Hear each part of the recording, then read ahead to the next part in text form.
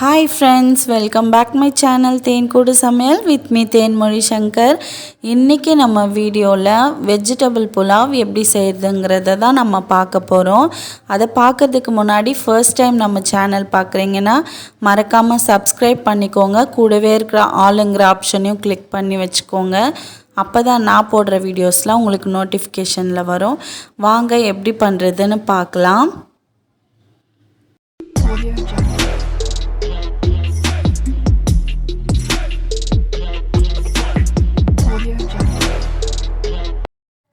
Veg pulao செய்கிறதுக்கு first அடிகனமான பாத்திரத்தை சூடு பண்ணிவிட்டு தேவையான அளவுக்கு எண்ணெய் ஊற்றிக்கிறேன். நீங்கள் நெய் வேணுன்னா கூட ஊற்றிக்கலாம். நான் நெய் சேர்க்கலை. இப்போ பிரியாணி மசாலாஸ் எல்லாத்தையும் ஆட் பண்ணிக்கலாம். 2 துண்டு பட்டை, 3 ஏலக்காய், 4 கிராம்பு, பிரிஞ்சி இலை, அப்புறமா மிளகு, அன்னாசிப்பூ இதெல்லாம் சேர்த்து ஒரு முறை ஃப்ரை பண்ணி விட்டுக்கிறேன்.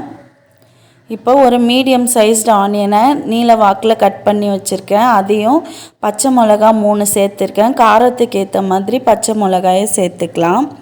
இப்போ எல்லாத்தையும் மிக்ஸ் பண்ணி விட்டுக்கலாம். வெங்காயம் நல்லா பொன்னிறமாக வதங்கணும். அது வரைக்கும் நம்ம வெயிட் பண்ணுவோம். வெங்காயம் பார்த்திங்கன்னா நல்லா வதங்கிருச்சு. இப்போ ஒரு ஸ்பூன் இஞ்சி பூண்டு பேஸ்ட்டு சேர்த்து நல்லா வதக்கி விட்டுக்கிறேன். இஞ்சி பூண்டு பேஸ்ட்டோட பச்சை வாசனை போகிற அளவுக்கு நம்ம நல்லா வதக்கிக்கலாம். அடி பிடிக்காமல் இருக்கிறதுக்கு நல்லா கிண்டி விட்டுக்கிட்டே இருக்கலாம். இப்போ பச்சை வாசனை போயிருச்சு, நல்லா வதங்கிருச்சு. இந்த சமயத்தில் வெட்டி வச்சுருக்க காய்கறிகளை சேர்த்துக்கலாம். 1 cup beans, 1 cup carrot, 1 cup பச்சை பட்டாணி. நான் காஞ்ச பட்டாணியை ஊற வச்சு தான் சேர்த்துருக்கேன். நீங்கள் பச்சை பட்டாணி கிடைச்சா இன்னும் நல்லாயிருக்கும். ஒரு 10 மினிட்ஸ் நல்லா ஊற வச்ச பட்டாணியை சுடு தண்ணியில் போட்டு வச்சுருந்தேன். அதை சேர்த்துட்டு நல்லா இந்த மாதிரி மிக்ஸ் பண்ணி விட்டுக்கலாம். நீங்கள் உங்களுக்கு விருப்பமான காய்கறிகளை சேர்த்துக்கலாம். இது ஒரு 2 நிமிஷம் நல்லா வேகட்டும். இப்போ 1 கப்பு கொத்தமல்லி சேர்த்துக்கிறேன், ஒரு கைப்பிடி அளவுக்கு. 1 கைப்பிடி அளவுக்கு புதினா. இது 2த்தையும் தண்ணியில் நல்லா வாஷ் பண்ணிவிட்டு சேர்த்துக்கிறேன். புதினா எந்த அளவுக்கு சேர்க்குறோமோ அந்த அளவுக்கு நல்லா வாசனையாக இருக்கும், நமக்கு புலாவ் டேஸ்ட்டும் கொடுக்கும். இப்போ இதையும் சேர்த்து நல்லா மிக்ஸ் பண்ணி விட்டுக்கிறேன். இது ஓரளவுக்கு வதங்கணும். இப்போ வதங்கின உடனே நான் தேவையான அளவுக்கு உப்பு சேர்த்துக்கிறேன். இப்போ கொஞ்சம் சேர்த்துட்டு அதுக்கப்புறமா அரிசி போட்டதுக்கப்புறமா கொஞ்சம் உப்பு செக் பண்ணிக்கலாம், சேர்த்துக்கலாம். இப்போ இதை நல்லா மிக்ஸ் பண்ணிக்கலாம். இப்போ அரை மணி நேரமாக ஊற வச்ச பொன்னி அரிசியை நான் சேர்த்துக்கிறேன். பாஸ்மதி ரைஸோ இல்லை வீட்டு அரிசியோ எது வேணால் நம்ம சேர்த்துக்கலாம். அரிசி சேர்த்ததுக்கப்புறமா காய்கறியோடு சேர்த்து நல்லா மிக்ஸ் பண்ணி விட்டுக்கலாம். ரைஸ் இந்த ஹீட்லேயே 2 மினிட்ஸ் அப்படியே இருக்கணும். இந்த மாதிரி இருக்கும்போது நம்மளுக்கு ரைஸ் நல்லா உதிரி உதிரியாக வரும். சாதமும் சீக்கிரமாக நல்லா வெந்து வரும். ஸோ அதுக்காக தான் நம்ம இந்த மாதிரி சேர்க்குறோம். அப்படியே 2 மினிட்ஸ் இருக்கட்டும். 2 மினிட்ஸ் கழித்து இப்போ தேவையான அளவுக்கு தண்ணி சேர்த்துக்க போகிறோம். 1 டம்ளர் அரிசிக்கு 1 டம்ளர் பாலும் 1 டம்ளர் தண்ணியும் சேர்த்துக்க போகிறோம். நான் 1.5 டம்ளர் எடுத்ததுனால 1 டம்ளர் பால் 2 டம்ளர் தண்ணின்ற அளவில் நான் சேர்த்துக்க போகிறேன். நீங்கள் பால் வேணான்னா அவாய்ட் பண்ணிக்கலாம்.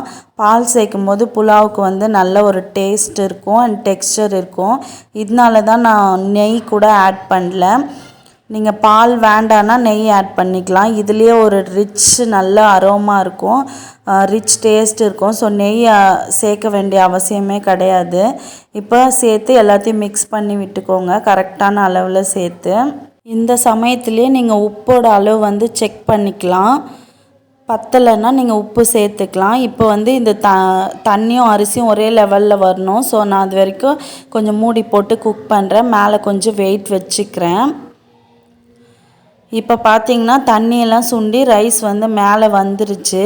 இந்த சமயத்தில் நம்ம தம் போட போகிறோம். ரைஸை நல்லா ஒரு வாட்டி நல்லா மிக்ஸ் பண்ணி விட்டுக்கோங்க. உப்பு பத்தலைனாலும் செக் பண்ணி சேர்த்துக்கோங்க. இப்போ இந்த குக்கரை எடுத்துகிட்டு நான் தவாவை கீழே வைக்க போகிறேன். தவாவை வச்சு நல்லா ஹீட் பண்ணிவிட்டு இப்போ ரைஸ் எடுத்து வச்சுக்கலாம். 10 மினிட்ஸ் ஹை ஃப்ளேம்லேயும் 10 மினிட்ஸ் லோ ஃப்ளேம்லேயும் நான் குக் பண்ண போகிறேன். அப்புறம் ஸ்டவ் ஆஃப் பண்ணிடலாம். ஆஃப் பண்ணிவிட்டு டக்குன்னு உடனே ஓப்பன் பண்ணக்கூடாது.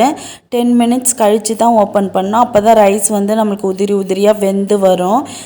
ஃபஸ்ட்டு 10 மினிட்ஸ் ஹை ஃப்ளேம்லேயும் அதுக்கடுத்து 10 மினிட்ஸ் லோ ஃப்ளேமில் வச்சுக்கணும். அப்புறம் ஓப்பன் பண்ணுறதுக்கு 10 மினிட்ஸ் வந்து இடைவேளை இருக்கணும். இந்த மாதிரி பண்ணிங்கன்னா பர்ஃபெக்டாக குக் ஆகிருக்கும். அது பாருங்கள் ரைஸ் எவ்வளோ சூப்பராக குக் ஆகிருக்குன்ட்டு. உதிரி உதிரியாக இருக்குது பாருங்கள் நல்லா ரைஸு. வாசனையும் சூப்பராக இருந்தது, டேஸ்ட்டும் சூப்பராக இருந்தது.